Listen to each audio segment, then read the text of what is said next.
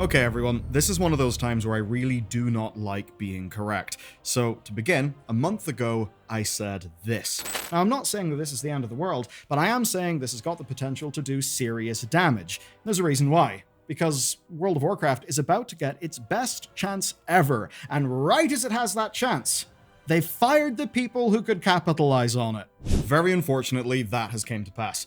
But I need to be clear here. Barring those whose roles were cut, it's the people who remain at the company for whom we should be the most compassionate. That's because shit rolls downhill, and that they got anything done for the release or the reveal of Midnight is a testament to those people's hard work. From all I've seen, the actual experience at Gamescom was fantastic. And when we look at the timing, these cuts happened 1 month ago. 1 month before the expansion reveal.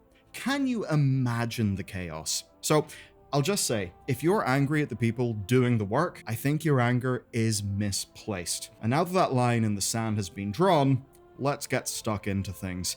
So this has been called the worst expansion reveal of all time, which is a little debatable. There's a few that went a bit weird, but I think the basic point is right. There was fragmented information, no clear communication, a quietly cancelled deep dive with Metzen, info dump panels that were not streamed. I mean, is the zone called Quel'Thalas, like it says here? Or Eversong Woods, like it says here? Nobody really knows. And as we here watched it all go on, it was clear people were feeling the same thing on Tuesday night and over the next few days. A feeling of, is that it? Is that the expansion? Okay, new zones, dungeons, delves, one spec. Oh, well that seems mid. I actually completely disagree about the contents of the expansion, but I would not blame you. If you were at the crowd in those almost secretive panels, you would have known that they revealed that Midnight is shaping up to be much more than what was loudly publicly announced. It looks great for us, and even better for the people they need most, the new and returning players. But by messing this whole thing up, Blizzard missed their biggest chance at proving to the world that WoW is worth playing again and worth paying attention to. Okay, now it's time to see exactly how it went wrong. If you want to know what's in the expansion right away, well, you would have had to have scoured Twitter for phone pictures of slides. You'd have had to have combed through YouTube shorts that had weird generic titles. And the problem is that even if you did that, you would have been very likely to encounter lore mistakes or key terms being spelled wrong in those new bits of information. Now, you could have waited for the official VODs. That is, if you knew they were going to exist, and if you did watch them, well, maybe you saw the one with the unwatchably bad audio, or the one that got pulled because of major errors with the video itself. You could have went to Blizzard's website, but that actually would have been the biggest mistake of all. Just take a look at this. Explore! As you journey through, you'll encounter. This zone is filled with stuff. And when you look through the copy, it is generic trash. And it's also completely wrong. This says the Imani have rebuilt their empire with the aid of the Zandalari. Just that the thing is, that's actually not the expansion plot. That's something that happened almost 3,000 years ago, and no, this is not a time travel expansion. And once people called this out, the post, well, started to be edited. So here's a screenshot of them somehow publishing something that is half edited, and now here's a final version that has been fixed. Sort of. Because it still, sadly, is very weird. Like this bit about the Void Storm, quote, "So chaotic and violent, it is drenched in void." What does that actually mean? That makes no sense in the WoW lore. It's one of those statements that's a bunch of words that do follow on from each other but don't really make any sense. And when you look through, it still says, "as you journey," repeatedly. This is terrible copywriting. Copywriting is an important discipline, especially in marketing. I don't know, go watch Mad Men, but it's clearly here outsourced and badly written. Many think with AI assistance. So bad though that Redditors got ChatGPT to write better summaries instantly. And I can certainly say, well, to say that this is AI generated would almost be an insult to the AI labs. I know that sounds crazy, but these are the mistakes the AI's made like 2 years ago, not today. Which is to say, this should not really have happened. I mean, when your official site has incorrect information, you know something is up. And unfortunately, that's only a taste, a sampling, a starter of what's wrong. Problem 1. Not front-loading key information. First of all, the time delay. The expansion reveal was Tuesday night. The systems panel actually explaining changes was 4 days later on Saturday. That leaves an information vacuum, which is a mistake. You see, people see the first wave of information, then it's followed by silence, and naturally people assume that, well, that's it. 4 days is more than enough time for people to make a final decision of, I'm not interested, I guess WoW's still trash, who cares? And then there's the info itself. WoW had reported that transmog was going to be free. That turns out not to be the case. In fact, the whole system is getting a revamp. A fantastic revamp, by the way, but Blizzard didn't tell us right away. About 5 days later, you could finally see the full panel exploring it. That's the same panel that got uploaded, announced, and then pulled because it had errors. And the Xbox Wire blog post reported some, quote, nameplate and HUD updates, and it took us almost a week to learn that they actually mean this, which is amazing. It's a complete modern nameplate overhaul to replace add-ons like Plater and Tidy Plates. Fantastic stuff. And even this, a built-in DPS meter, and also this, built-in boss alerts. These are fantastic things. This is front-page expansion-selling news, especially to lapsed WoW players who are jaded about the add-on stuff. Yet, by the time that information was disseminated, many people will have already made their first impressions, their initial judgments, and that is something that you do need to control. It's very easy in the realm of marketing to forget that the people you're marketing to actually have lives. Whenever you get their attention, you need to get your core points across. I mean, the gameplay trailer didn't even bother to show off those huge new upgrades. We were told about a new epic battleground, but not that World PvP is actually getting its own section of a zone, which is proper exciting. They said the player versus NPC comp stomp was getting renamed to Training Ground. They didn't say that it was becoming a full-on PvP tutorial designed to onboard players to that experience. Do you know that there's a complete overhaul to the new player experience, including a tutorial on interrupts and actual basic game mechanics that people need to know? You probably don't know from Blizzard's PR wave, but hey, now you do. The list goes on, so I'll skip ahead to Problem 2. Problem 2, leaving huge revelations to be uncovered in interviews. This is a massive mistake. The only combat changes announced were Prey and the new Demon Hunter spec, and naturally that meant people were very much underwhelmed. But it was only a few days later that we learned that most classes are getting major changes. In fact, their whole design philosophy has changed, and we're going to learn more about that soon. We only know that because the right person was asked the right question in an interview. It was not part of any proper, well-planned announcement. It didn't happen along with visuals, such that it would actually stick in people's minds. No, people learned this because of a Wowhead post or a tweet covering an interview. That is not how you get stuff across in a way that means people will remember. And it wasn't until Saturday night that we found out that Midnight was bringing a stat squish.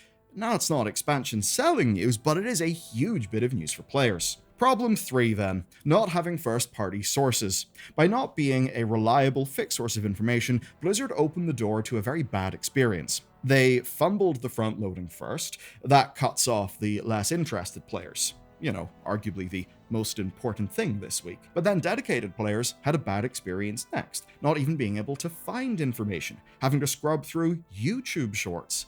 Even Wowhead, the de facto news site, has been all over the place trying to verify things and update articles as fast as they can. And we delayed all of our coverage, basically, to avoid publishing misinfo and just doing pointless videos. Problem 4, not knowing the actual truth. Like the Silvermoon drama. Quoting one of the live panels, we heard there's only a small sanctuary of Silvermoon open to the Alliance, and for the rest, it is kill on sight. People started to get real mad about that.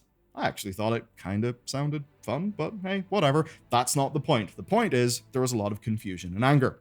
Days later, in a fireside chat that was only unofficially streamed, Maria clarified. Basically, she got her wording a bit wrong, and only 1/3 of Silvermoon is Horde only, while the rest is shared. That's very different, and to be very clear, I'm not really blaming Maria here whatsoever.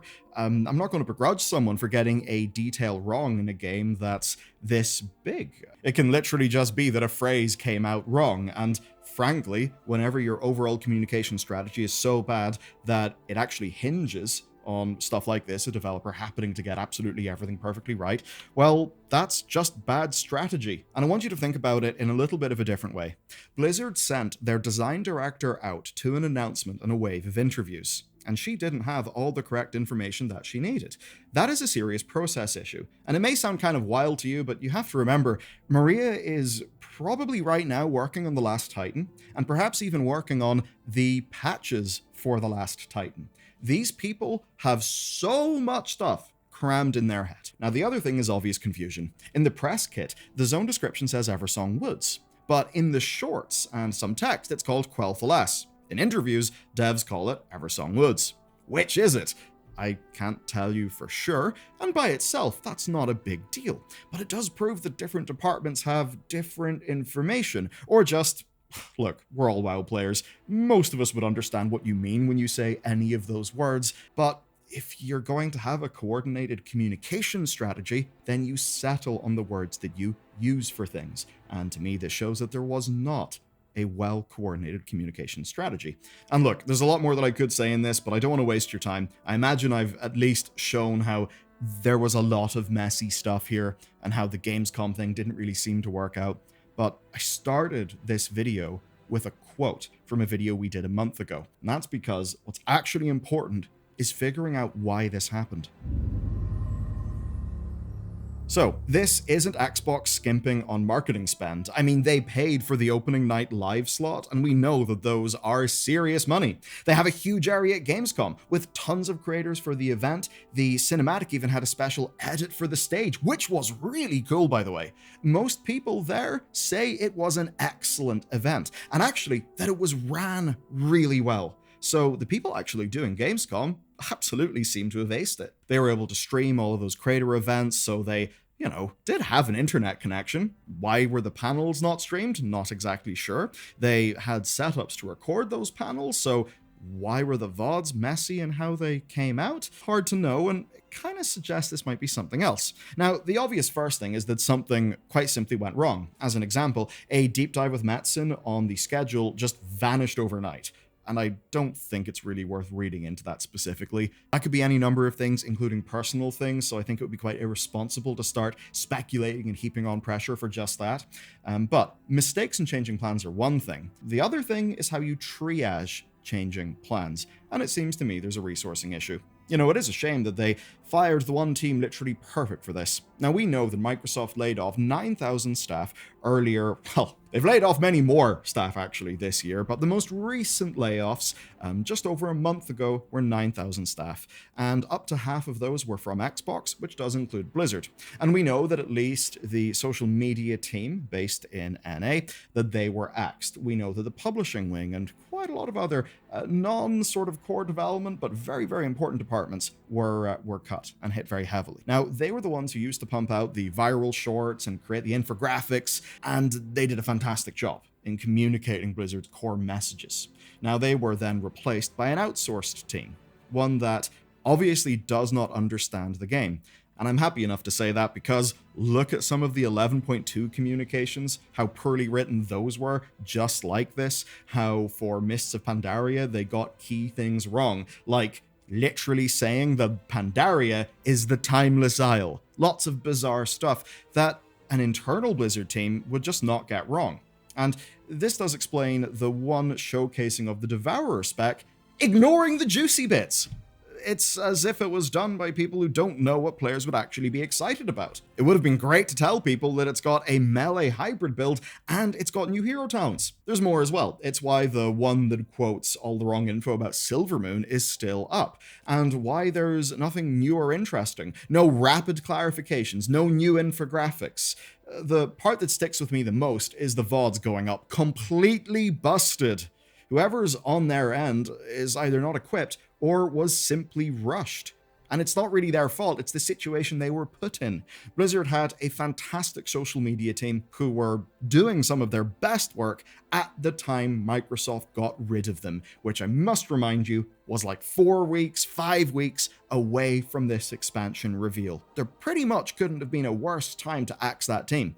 And as I sit here, the fireside chats from Saturday afternoon aren't up yet. The host of one of them, Mr. GM, also said that he doesn't know when they'll be up. And it's not like Blizzard don't know. When Ian Hazzikostas, game director, took stage for the systems panel on Saturday, he actually opened with an almost apology. To quote him, "Thank you for your patience over the course of the past week as we've tried to get out all of the information. I think you only say that if you know that something isn't right." And hey, pretty cool that he said that. It is a bit of a wink of like, hey, we in the team kind of know. And that does feel reassuring.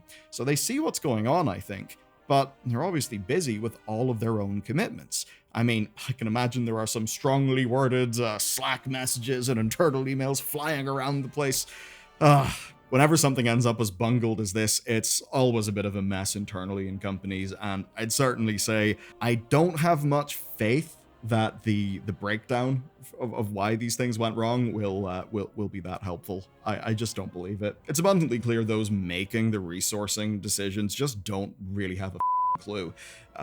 You can't get an outsourced team to be reacting, swiftly and effectively in a case like this. They're moving in their KPIs and their OKRs, their numbers, blah, blah, blah. They'll post a ton of shorts. They'll post blog posts, they'll send out widgets, even if, say, the titles of those shorts don't make sense, even if a bunch of it's poorly written, even if the information is off, because they're an outsourced team. They don't know this shit. And I truly believe if they still had their own internal social team, that there would have been a chance this could have been salvaged. Things posted smarter, not harder. Questions being caught on Twitter and clarified. Perhaps even some jokes about the whole affair that would diffuse the horrible vibes all around. And as time passed, clips of the panel has spread. And that is good. People are learning things, but the information still is not centralized.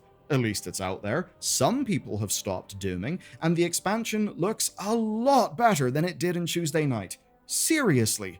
Game-changing UI updates, class reworks, real PvP changes, and overall, I'm personally really, really down. This shit appeals to me. And I'm not going to say that it's too late, but this absolutely was Blizzard's ball to drop, and it has been dropped. Now, it's not all doom, though. They've got some time to recover. We know that Alpha is in a few weeks, and blog posts are coming soon.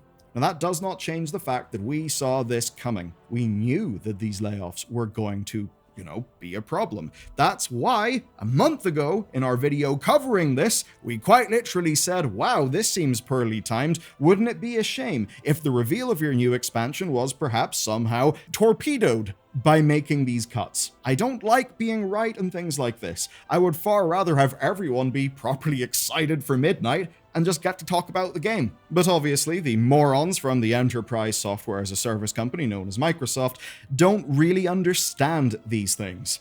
Spreadsheet cost-cutting often targets the soft skills first. Things like crisis management, or even just an appreciation of that team knows the specifics of this game's community. Maybe they, therefore, give us value that an outsourced team can't, because the outsourced team isn't really a member of the community that they're trying to speak to. It's the sort of thing that people used to running Microsoft Teams or, whatever product line within Microsoft quite simply would not understand. And looking at Xbox as a whole, I mean, a company that has pretty much spent a good 15 years running many studios into the ground. They had, a little bit of a positive spurt, but we've seen the hits in 2025, the sheer quantity of killed games, and I think we've quite clearly seen that with AI stuff on the rise for Microsoft as a company, they really couldn't give a about games anymore. And sadly, the prime victim of this has been Midnight, because Midnight deserved better. Do you know what's funny about this? Blizzard's patch reveals are better than what's happened for Midnight. We get, an online presentation that centralizes information. We have an embargoed wave of interviews that will come out in a more controlled fashion, ones where the interviewers aren't retreading ground or working through partial knowledge. If you've been following, you'll know one person sort of stole the show here, Jade Martin, a lead combat designer. In interviews, he had the quality that we always love to see developers bring out, visibly passionate about Devourer and class changes. He answered questions in depth with a smile. Imagine a WoWcast talking about Devourer and class philosophy. That would have went down well, just like the Legion Remix WoWcast. Because funnily enough, we've already got a format for diving into these details. People loved seeing the contagious enthusiasm on display. And if the devs are so excited, how can the game not at least be fun? That's good natural marketing. It's a strategy that works for them. And hell, because it was nearby, they even had Ian show up for Echo's Race to World First Studio to talk to camera. That should have been a victory lap, but all these issues cast a shadow over it all. So I hope the Blizzard have got a solid plan for PR around the alpha, and I hope they have something else in the tank for new and returning players, from a communication standpoint. Maybe something like that Illyria animated short, which currently has got a cool 8 million views. But if I'm honest with you, I worry that things like that will exist in the future. I do not see today's Microsoft as a company willing to fund things like that Illyria short. Things that aren't direct performance marketing, because they clearly don't care about those soft factors. They clearly don't have an understanding of how engaged game communities work. No, the fact is, the WoW team, I think, are doing a great job turning Midnight into something that, we'll probably all actually want to play, because it looks great to me. But Blizzard, the corporate entity, freshly off multiple rounds of cuts, has clearly not sold this well. And clearly can't. Not because of bad people on the front line, but because of bad strategy and, quite obviously, thoughtless leadership. Now, there is one bit of confusion that I'll cut everyone some slack for, because WoW's lore goes a long, long way back. So if you saw the Midnight Cinematic, you didn't really know everything that was going on in it, well, I've done a scene-by-scene breakdown. You can check it out next, and if you do, it'll mean that when the expansion info does come out properly, you'll basically understand its context. And honestly, it's a banging trailer. So go check it out.